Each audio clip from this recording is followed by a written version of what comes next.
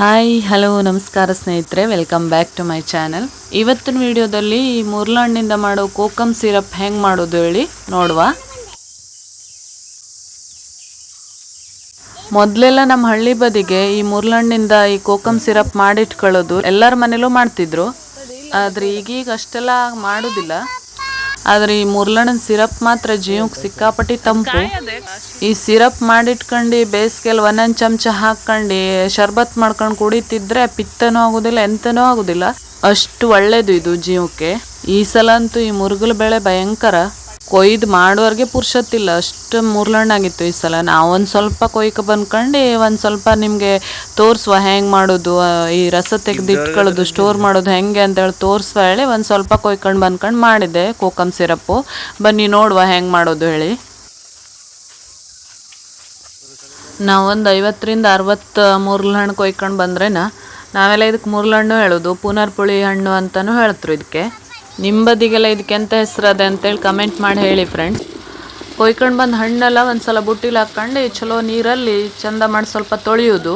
ಇದರಲ್ಲಿ ಅಂದ್ರೆ ನಮಗೆ ಗೊತ್ತಿಲ್ಲದೆ ಮೊದಲೇ ಬಿದ್ದ ಹಣ್ಣು ಇದ್ದರೆ ಅಂದೇಳಿ ಅದನ್ನು ಸರಿ ನೋಡಿ ಎತ್ಕೊಳ್ಬೇಕು ಅಷ್ಟೇ. ಸ್ವಲ್ಪ ಧೂಳು ಗೀಳು ಹೋಗುವಂಗೆ ನೀರಲ್ಲಿ ಸ್ವಲ್ಪ ತೊಳೆದ್ರೆ ಸಾಕು, ಅಷ್ಟೇನು ತುಳಿಬೇಕು ಅಂತಿಲ್ಲ. ಎಂತಕ್ಕಂದ್ರೆ ನಾವೇ ಕೊಯ್ಕೊಂಡು ಬಂದದ್ದಾದ್ರಿಂದ ತೊಳೆದು ಸ್ವಲ್ಪ ಬಿಸಿಲಲ್ಲಿಟ್ಟು, ಅಂದರೆ ನೀರಿನ ಪಸೆಲ್ಲ ಆರಬೇಕು. ಇದು ನೀರಿನ ಅಂಶ ಇರೋಕ್ಕಿಲ್ಲ. ನೀರಿನ ಪಸೆಲ್ಲ ಆರೋ ತನಕ ಸ್ವಲ್ಪ ಒಂದು ಅರ್ಧ ಗಂಟೆ 1 ಗಂಟೆವರೆಗೂ ಬಿಸಿಲಲ್ಲಿಟ್ಟರೆ ನೀರೆಲ್ಲ ಆರಿದ್ಮೇಲೆ ಒಡಿಬೇಕು ಮುರುಗಲಹಣ್ಣು. ಒಡೆದು ಸಿಪ್ಪೆ ಬೇರೆ ಬೀಜ ಬೇರೆ. ಬೀಜ ಹಾಕೋದಲ್ಲ ಇದಕ್ಕೆ, ಸಿಪ್ಪೆ ಹಾಕಿ ಅದಕ್ಕೆ ಎಷ್ಟು ಬೇಕೋ ಅಷ್ಟು ಪ್ರಮಾಣದಲ್ಲಿ ಸಕ್ಕರೆ ಹಾಕೋದು. ಆದರೆ ನಾವೊಂದು 50-60 ಹಣ್ಣಿಗೆ ಒಂದು ಅರ್ಧದಿಂದ 3/4 kg ಆಗುವಷ್ಟು ಸಕ್ಕರೆ ಹಾಕಿದೆ. ಸಕ್ಕರೆ ಜಾಸ್ತಿ ಹಾಕೊಂಡ್ರೆ ನಿಮಗೆ ಜ್ಯೂಸ್ ಮಾಡ್ಬೇಕಾದ್ರೆ ಮತ್ತೆ ಎಕ್ಸ್ಟ್ರಾ ಸಕ್ಕರೆ ಹಾಕೋ ಕೆಲಸ ಇರೋದಿಲ್ಲ. ಮತ್ತು ಈ ಮುರುಗಲ ಬೀಜದಿಂದನೂ ಎಣ್ಣೆ ಮಾಡ್ತಿದ್ರು ಮೊದಲೇ. ಅಂದರೆ ಹೊಟ್ಟೆ ನೋವು ಇಂಥದಕ್ಕೆಲ್ಲ ಒಳ್ಳೆ ಚಲೋ ಆಗ್ತಿತ್ತು. ಆ ಎಣ್ಣೆ ಹಾಕೊಂಡು ಕಲಿಸ್ಕೊಂಡು ಅನ್ನದಲ್ಲಿ ಕಲಿಸ್ಕೊಂಡು ಊಟ ಮಾಡ್ತಿದ್ರು. ನಾವು ಸಣ್ಣ ಇರ್ಬೇಕಾರೆಲ್ಲ ನಮ್ಗೆ ಅದೇ ಮದ್ದಾಗಿತ್ತು, ಹೊಟ್ಟೆ ನೋವು ಬಂತು ಅಂತೆಲ್ಲ. ಆದರೆ ಮುರುಗಲ ಬೀಜದ ಎಣ್ಣೆ ಮಾಡೋದೆಲ್ಲ ಸ್ವಲ್ಪ ದೊಡ್ಡ ಪ್ರೋಸೆಸ್ಸು. ಈಗಿನ ಕಾಲದಲ್ಲೆಲ್ಲ ಯಾರೂ ಮಾಡೋದಿಲ್ಲ. ನಮ್ಮ ಅಜ್ಜಿ ಕಾಲದಲ್ಲೆಲ್ಲ ಮಾಡ್ತಿತ್ತು ನಮ್ಮ ಅಜ್ಜಿ. ನಾವೊಂದು 50 ಹಣ್ಣು ಚಲೋ ಹಣ್ಣು ಸಿಗ್ತೇನೆ, 50 ಹಣ್ಣು ಒಡೆದು ಒಂದು ಅರ್ಧ kgಕ್ಕಿಂತ ಸ್ವಲ್ಪ ಜಾಸ್ತಿ ಸಕ್ಕರೆ ಹಾಕಿದೆ ಇದಕ್ಕೆ. ಹಾಕಿ ಒಂದು ಒಳ್ಳೆ ಬಿಳಿ ಬಟ್ಟೆನೇ ಆಗಬೇಕು, ಪಂಜಿ ಥರ ಬಟ್ಟೆ ಮೇಲೆ ಕಟ್ಟಿ ಬಿಸಿಲಲ್ಲಿ ಒಂದು 3 ದಿನ ಒಣಗಿಸ್ಬೇಕು. ಅದು ರಸ ಎಲ್ಲ ಬಿಟ್ಕೊಳ್ತದೆ. ಚಲೋ ಬಿಸಿಲಾಗಬೇಕು. ರಸ ಬಿಟ್ಕೊಂಡ ಮೇಲೆ ರಸನ ತೆಗೆದು ಸಪ್ರೇಟ್ ಮಾಡಿ ರಸ ಒಂದು 3 ದಿನ ಒಣಗಿಸ್ಬೇಕು ಬಿಸಿಲಲ್ಲಿ. ಸ್ವಲ್ಪ ತಿಕ್ನೆಸ್ ಬರ್ತದೆ, ಸ್ವಲ್ಪ ದಪ್ಪ ಆಗ್ತದೆ. ದಪ್ಪ ಆದಮೇಲೆ 5-6-7 ದಿನ, ಹೆಚ್ಚು ಅಂದರೆ 7 ದಿನ ಬಿಸಿಲಲ್ಲಿ ಇಟ್ಮೇಲೆ ಅದನ್ನು ಒಂದು ಗ್ಲಾಸ್ ಡಬ್ಬದಲ್ಲಿ ಹಾಕಿ ಫ್ರಿಜ್ಜಲ್ಲಿ ಇಟ್ಕೊಂಡ್ರೆ ಆಯಿತು. 1 ವರ್ಷ ಕಾಲಾವಧಿ ನೀವು ಜ್ಯೂಸ್ ಮಾಡ್ಕೊಂಡು ಕುಡಿತೀರೋ ಕಂಡಿಲ್ಲ ಕಡೆಗೆ. ಜ್ಯೂಸ್ ಮಾಡೋದು ತೋರಿಸ್ತೆ ನಿಮಗೆ ವಿಡಿಯೋ ಕೊನೆಯಲ್ಲಿ. ಹಾಗೆ ಫ್ರೆಂಡ್ಸ್, ನನ್ನ ಚಾನೆಲ್ಲು ಯಾರೆಲ್ಲ ಹೊಸಬ್ರು ನೋಡ್ತಿದ್ರಿ ಪ್ಲೀಸ್ ಸಬ್ಸ್ಕ್ರೈಬ್ ಮಾಡ್ಕೊಂಡು ಸಪೋರ್ಟ್ ಮಾಡಿ. ನಿಮ್ಗೆ ಈ ವಿಡಿಯೋ ಎಲ್ಲ ಇಷ್ಟ ಆಗ್ತಿದ್ರೆ ಒಂದು ಲೈಕ್ ಮಾಡಿ. ನಿಮಗೆ ಬೇಕಾದವ್ರಿಗೆಲ್ಲ ನಾನು ಈ ರೆಸಿಪಿನೆಲ್ಲ ಶೇರ್ ಮಾಡಿ, ಅವರು ಕೂಡ ಮಾಡ್ಕೊಂಡು ಕುಡೀಲಿ. ಮುರುಗಲಹಣ್ಣು ಸಿಕ್ಕುವಾಗ ಜಾಸ್ತಿ ಮಾಡಿಟ್ಕೊಂಡ್ರೆ 1 ವರ್ಷ ಪೂರ್ತಿ ನಾವು ಇದ್ರದ್ದೇ ಶರ್ಬತ್ ಮಾಡ್ಕೊಂಡು ಕುಡಿಬೋದು. ಇದು ಪಿತ್ತಕ್ಕೆಲ್ಲ ತುಂಬ ಒಳ್ಳೆಯದು ಫ್ರೆಂಡ್ಸ್. ಇದಕ್ಕೆ ಬಿಸಿಲು ಮಾತ್ರ ಚಲೋ ಬೀಳ್ಬೇಕಾಗ್ತದೆ. ಕಡಿಮೆ ಬಿಸಿಲಲ್ಲೆಲ್ಲ ಅಷ್ಟು ಚಲೋ ಆಗೋದಿಲ್ಲ. ಚಲೋ ಬಿಸಿಲು ಬಿದ್ದರೆ ಅಂದರೆ ಅಷ್ಟು ದಿನ ಜಾಸ್ತಿ ದಿನ ಬಾಳಿಕೆ ಬರ್ತದೆ.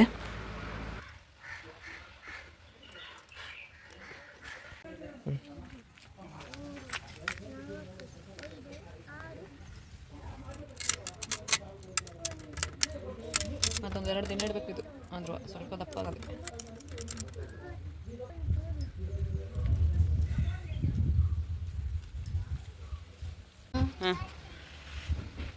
ಸುಮಾರು ಕಲರ್ ಬಂದು ಚಲೋ ಬಣ್ಣ ಅಂದ್ರೆ ಮುರುಳುಳಿದು. ಮೊದಲೆಲ್ಲ ನಮ್ಮಲ್ಲಿ ಇದು 1 ಲೀಟರ್ ಗಟ್ಟಲೆ ಇರ್ತಿತ್ತು. ಬೇಸಿಗೆಯಲ್ಲಿ ಒಂದು 3-4 ಲೀಟ್ರ್ ಮಾಡಿ ಸ್ಟೋರ್ ಮಾಡಿ ಇಟ್ಕೊಳ್ತಿದ್ರು. ಮನೇಲಿ ಯಾರು ನೆಂಟರು ಬಂದರೆ ಇದನ್ನೇ 1 ಚಮಚ ಹಾಕಿ 1 ಗ್ಲಾಸ್ ನೀರು ಹಾಕಿ ಸ್ವಲ್ಪ ಸಕ್ಕರೆ ಸ್ವಲ್ಪ ಉಪ್ಪು ಹಾಕಿ ಕರಡು ಕೊಡ್ತಿದ್ರು. ಅವ್ರಿಗೂ ತಂಪಾಗ್ತಿತ್ತು. ಓಕೆ ಫ್ರೆಂಡ್ಸ್, ಇವತ್ತಿನ ವಿಡಿಯೋದಲ್ಲಿ ಮಾತೇ ಜಾಸ್ತಿ ಆಯಿತು. ಅದೇ ಹೇಳಿದ್ನಲ್ಲ, ನನ್ನ ಚಾನೆಲ್ ಹೊಸಬ್ರು ನೋಡ್ತಿದ್ದಾರೆ ಪ್ಲೀಸ್ ಸಬ್ಸ್ಕ್ರೈಬ್ ಮಾಡ್ಕೊಂಡು ಸಪೋರ್ಟ್ ಮಾಡಿ. ನೆಕ್ಸ್ಟ್ ವಿಡಿಯೋದಲ್ಲಿ ಮತ್ತೆ ಸಿಗ್ತೆ. ಹಾಗೆ ಜ್ಯೂಸ್ ಮಾಡೋದು ಹೆಂಗೆ ನೋಡ್ಕೊಂಡು ಈ ವಿಡಿಯೋ ಸ್ಟಾಪ್ ಮಾಡಿ ಆಯಿತಾ. Thank you, bye.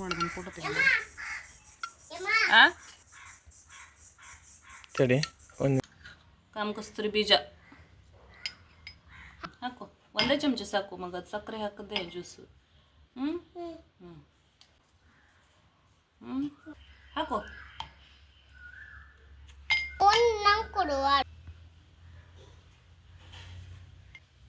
ಫೋಟೋ ತೆಗೀಗಿ.